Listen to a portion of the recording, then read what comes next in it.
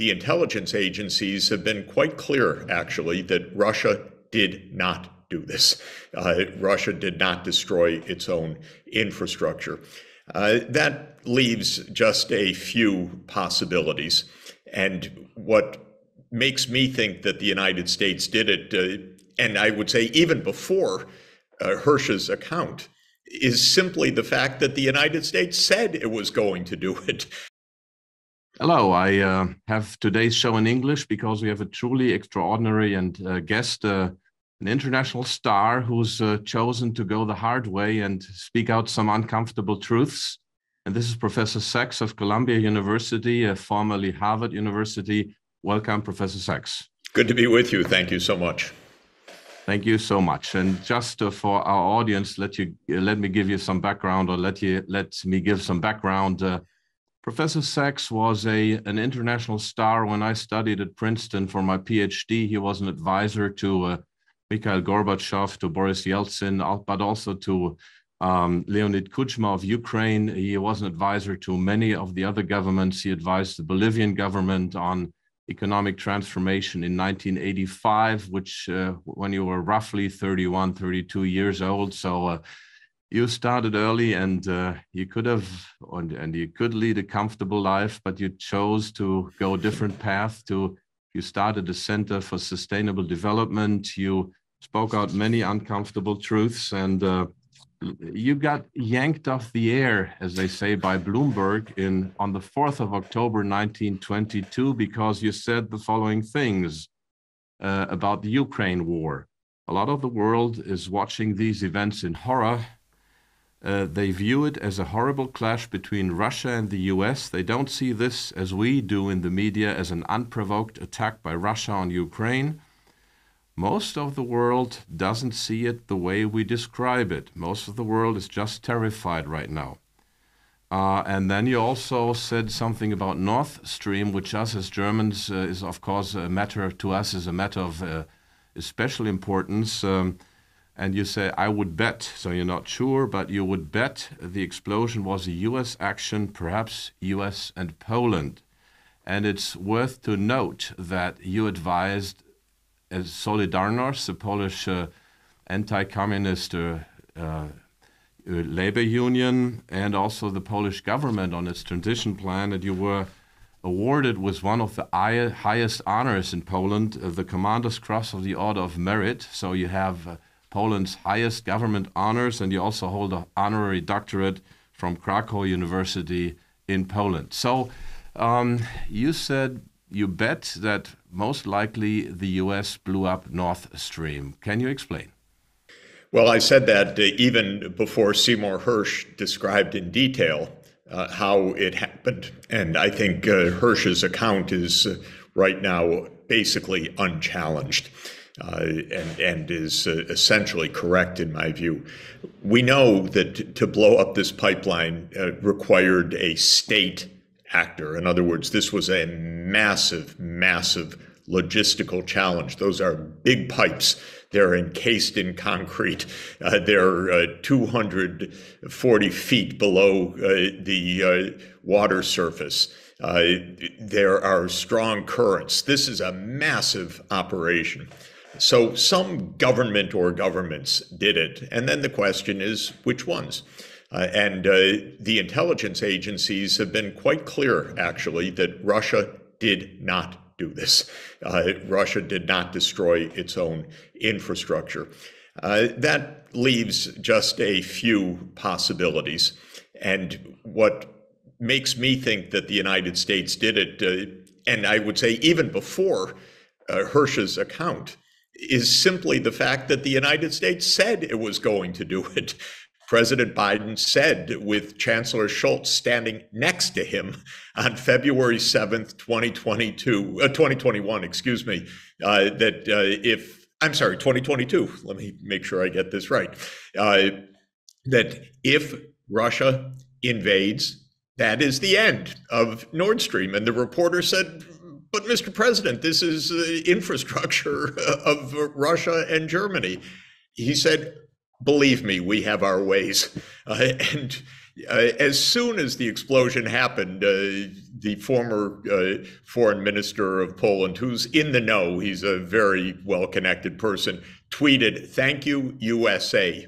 And then our Secretary of State, Antony Blinken, said, "We view this as a tremendous opportunity to wean Europe from Russian energy dependency."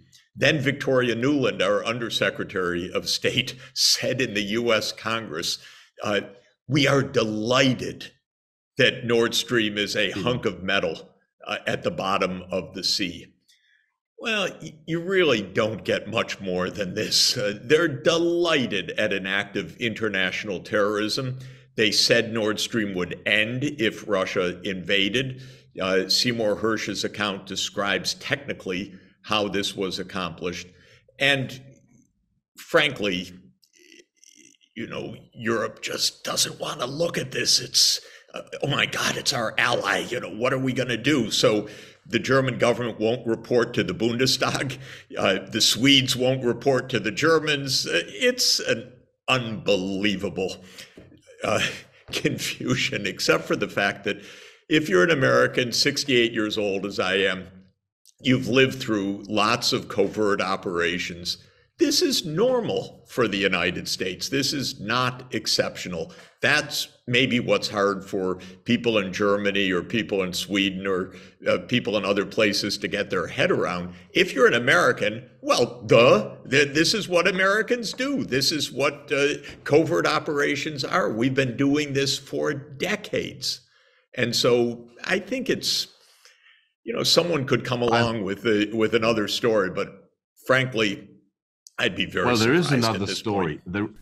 There is another story, and of course that popped up a few weeks ago. But to color this, I've lived in the U.S. for 10 years, and I became a naturalized citizen in the early 2000s. So I have dual citizenship, and I pay dear taxes for it. So I know this. But in Germany, people have basically this idealistic view of foreign policy, and they basically don't see covert operations, and basically they follow the U.S. mainstream media view quite clearly and quite straightforwardly, and there's lots of or very little contradiction. And so we do have another explanation right now. Then shortly after Chancellor Scholz went to the U.S., there was a story in all of the German mainstream media that was a sailing yacht with about 5 people on it that blew up the Nord Stream pipelines, and this ran on mainstream media. What do you say to this? It worries me that the U.S. government can't come up with a better cover story than this ridiculous one. Even the Swedish government has laughed and said this is an action by a state, not by 6 people on a boat.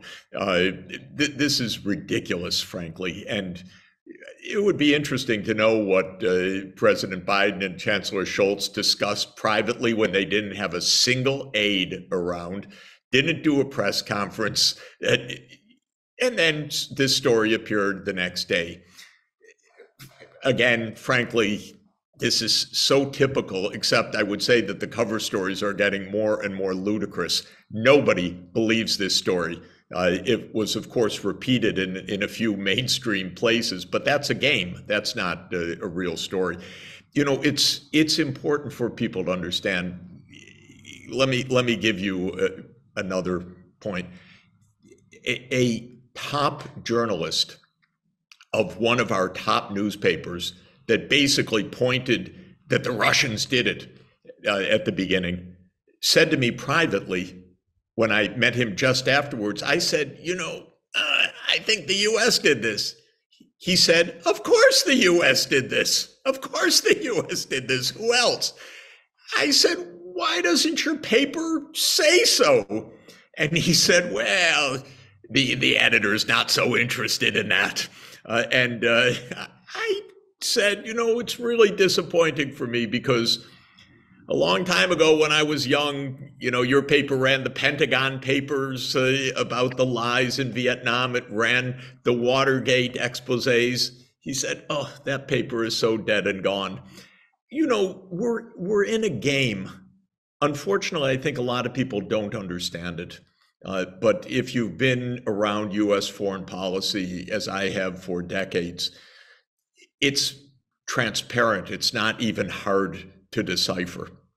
That's why it didn't take me long to reach this conclusion. Then came Seymour Hersh with all the details, because he has disgruntled people inside the intelligence community who are very unhappy about this, telling him very interesting things. They don't tell me, but they tell him. But it wasn't hard to decipher this. This is not such a complicated case.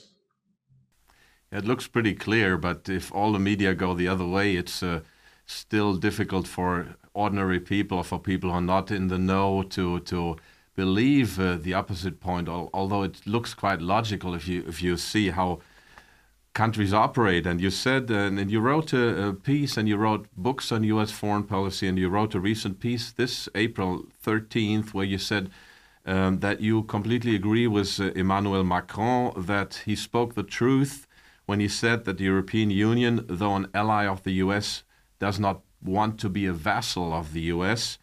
And you said that is the truth. And you also speak of a strategy of U.S. dominance, which includes economic warfare and dependency of allies, so to say, in my own words, that Ambassador Robert Blackwell lined out, and Joe Biden is basically following this playbook word by word. So how is this U.S. strategy of dominance? You also, I should insert, agreed with Donald Trump when he said the U.S. should withdraw from Syria pretty soon. And as we both know, the U.S. is basically illegally occupying Syria's oil fields. So, it's a perfectly reasonable statement to make, but it's quite exceptional for a president to make such a statement. So what are your thoughts on these issues? American foreign policy is based on the idea of what they technically call full spectrum dominance of the United States in all regions of the world, meaning that our foreign policy doctrine is the United States needs to be the dominant power in Asia, in Europe, in every place in the world, with no challenge, no competitor, no rival. Another term for it is hegemony. This is not a secret. If you live like I do in East Coast universities, teaching at Harvard for tenured professor for more than 20 years on the Harvard faculty, if you've taught at Columbia University, if you've spent your time in Washington, this is the core idea. It's not a secret.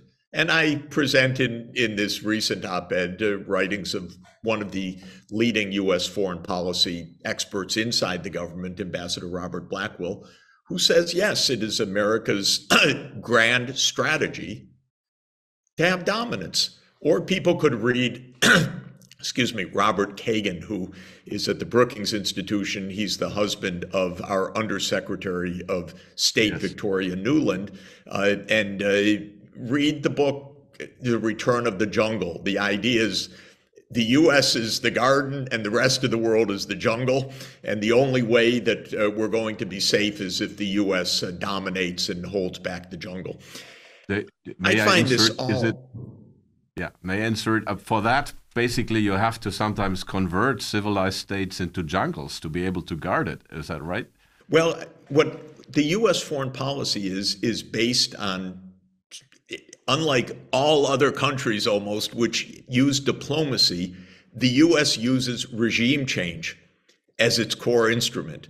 In other words, typically in foreign policy, if you don't aim to be the dominant country of the world, when you're dealing with another country, you have a foreign policy based on diplomacy. With the United States, if you don't like the other country's government, you try to undermine it and overthrow it and replace it. There are literally dozens of US-led regime change operations. Sometimes they're quite visible. You invade Iraq. Sometimes they're not so clearly understood, as in 2011, when Obama and the US deep state, basically the security institutions, decided to overthrow Bashar al-Assad in Syria. There's a presidential finding ordering the CIA to cooperate with the regional powers to support the overthrow of Assad. That's diplomacy, quote unquote, US style. In 2011, the US led the NATO expedition to overthrow Gaddafi. In other words, don't do diplomacy, overthrow the government. In February 2014, and I think really Europeans should have a look at this, please. In February 2014, the United States actively participated in the overthrow of Ukraine's President Viktor Yanukovych. I happen to know a lot about that. I happen to have been there soon after the overthrow of Yanukovych. And probably there's stuff you cannot divulge still. And heard an earful. Europeans, please look at this. The war started in February 2014 with the US role in the overthrow of Yanukovych. Okay, this is something that the US and the European media don't want to say, they don't want to look at. It happens like so many times that inconveniently Russia caught Victoria Nuland on tape on February 6th, 2014. Yes. And it's as if that tape doesn't exist. There she is, 2 weeks before the government is stormed by a violent storm of from the streets, saying who the next government is going to be. And she describes who's going to be the next prime minister. This is 2 weeks before the storming of the government buildings. But like so many things, the idea of official secrecy is not to make anyone believe something necessarily, because these stories that the government tells are so unbelievable, but rather to get the media to state a story, believable or not, and to stick with it and not to look at the facts. This is our problem, really. So if you have a foreign policy that is based on global dominance and on regime change, first of all, you get into a lot of wars. The United States has been in a lot of wars. A lot of wars. These are wars of choice. From Afghanistan, 1979, Vietnam, Laos, Cambodia, Nicaragua, Iraq, Syria, Libya, and now Ukraine. But you need to be able to look at this a little bit, not like the official narrative, but to understand what are the motivations, what are the actual sequences of events that lead to this, what are the deeper causes, in other words, and then it becomes rather decipherable, if I could put it that way. You can understand much better. And if people in Germany or in Europe say, oh, the government doesn't lie, the United States is filled relentlessly with state lying. Read the Pentagon Papers. Look at the Iraq War, 2003. Read Operation Timber Sycamore about the order to overthrow Assad. That's just the tip of the iceberg, but these are good, clear examples. This is what happens with state secrecy and with a foreign policy that's based on regime change. My basic point is it's dangerous, very dangerous. We could have had peace with Russia. Ukraine could have avoided this devastation had the United States not been pushing for hegemonic dominance in the Black Sea region. Why did NATO have to encircle Russia in the Black Sea? And I think it's important in Germany, especially, to remember that Hans-Dietrich Genscher was very clear to President Gorbachev in 1990. NATO will not move to the east, not just to 1 inch. GDR. Not 1 inch was exactly, not 1 inch eastward, but he meant clearly the east, and that means certainly not Ukraine and Georgia. It's the American idea. Are you kidding? We're going to move NATO to Georgia in the Caucasus? You can't think of anything more reckless. I can't think of anything more It's reckless. it's And here dangerous. we are at war. Professor Sachs, your time is very precious. It's short. What should Europe do? I mean, Europe is divided, and divide and conquer is an old imperial tactic, if I may say so. So, what are your prescriptions for Europe? My real prescription is understand the nature of this conflict, understand its history, its roots, understand that Europe's interest is not US hegemony. This is very important. Europe's interests are peace, global cooperation, the UN Charter, good relations with the US, that's fine, but also normal relations with the rest of the world. And not, by the way, a new war in East Asia because the US says so, because the big issue for US hegemony right now is that China is a real competitor.